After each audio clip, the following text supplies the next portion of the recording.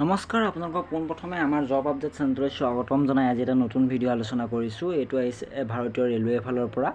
ইয়াৰ যিটো অনলাইন আবেদন কেতিয়াৰ পৰা চলি আছে আৰু শেষ সময় কেতিয়া হ'ব, আপোনালোকৰ কিমান পোষ্ট আছে, আপোনালোকৰ এজ লিমিট কেনেকুৱা লাগিব, এডুকেশ্যন কোৱালিফিকেশ্যন লাগিব কেনেকুৱা, সকলোবোৰ আমি এই ভিডিঅ'টোত আলোচনা কৰিম। অ'কে, এতিয়া চাওক, এইটো আহিছে আপোনালোকৰ railway RRB technician CN number 02/2025 recruitment 2025।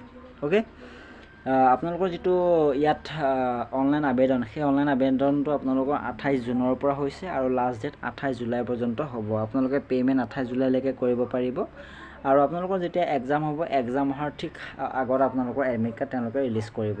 আপোনালোকৰ যিটো এপ্লিকেশ্যন ফিজ, তেওঁলোকে জেনেৰেল OBC EWS কাৰণে 500 ৰুপিজ পে'মেণ্ট কৰিব লাগিব। অ'কে, তেওঁলোকে 500 ৰুপিজ এটা দিব লাগিব। SC ST PH কাৰণে 250 টকা তেওঁলোকে দিব লাগিব, যিখিনি চিডিউল কাষ্ট চিডিউলৰ মানে কেণ্ডিডেট আছে। অ'কে, তাৰপিছত যিখিনি ফিমেল কেটেগৰী আছে তেওঁলোকে 250 ৰুপিজ এটা পে'মেণ্ট কৰিব লাগিব। আৰু তেওঁলোকৰ কি হ'ব, যেতিয়া এক্সামটো হ'ব, এই এক্সামটো হোৱাৰ পিছত তেওঁলোকৰ ৰিফাণ্ড কৰাই দিয়া হ'ব। অ'কে, পইচা তেওঁলোকক পে'মেণ্টটো কৰি দিয়া হ'ব। আপোনালোকৰ জেনেৰেল যিখিনি আছে তেওঁলোকে 400 পাব, OBC EWS SC ST PHৰ 250 পাব। অ'কে, তাৰপিছত আপোনালোকৰ আৰু যিখিনি ফিমেল কেটেগৰী আছে তেওঁলোকে 250টো গোটেইটো তেওঁলোকে ৰিফাণ্ড কৰি দিব।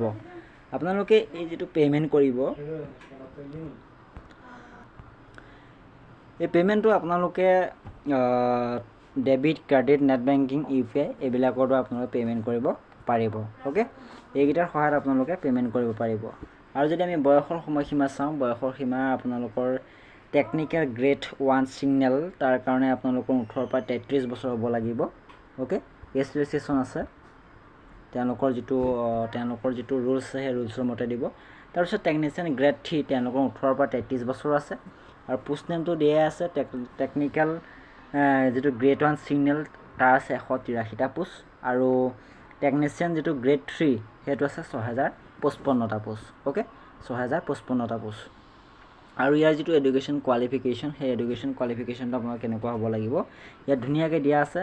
তেওঁ বেচেলৰ ডিগ্ৰী হ'ব লাগিব of science in physics, electronics, computer science, information technology, IT এইবিলাক ক্ষেত্ৰত তেওঁলোকৰ থাকিব লাগিব, তেতিয়া আপোনালোকে এপ্লাই কৰিব পাৰিব। BSc থাকিব লাগিব, এনি ষ্ট্ৰীম। অ'কে, ফিজিক্স, আপোনাৰ ইলেক্ট্ৰিচিয়ান, কম্পিউটাৰ ছায়েন্স, IT এইবিলাকত যদি আপোনালোকৰ আছে তেতিয়াহ'লে আপোনালোকে ইয়াত এপ্লাই কৰিব পাৰিব। অ'কে, আৰু তাত দিছে BTech, 3 years engineering, polytechnic, diploma যদি আপোনালোকৰ আছে তেতিয়া আপোনালোকে যিটো টেকনিচিয়ান যিটো গ্ৰেড 1 ছিগনেলৰ কাৰণে আপোনালোকে এপ্লাই কৰিব পাৰিব।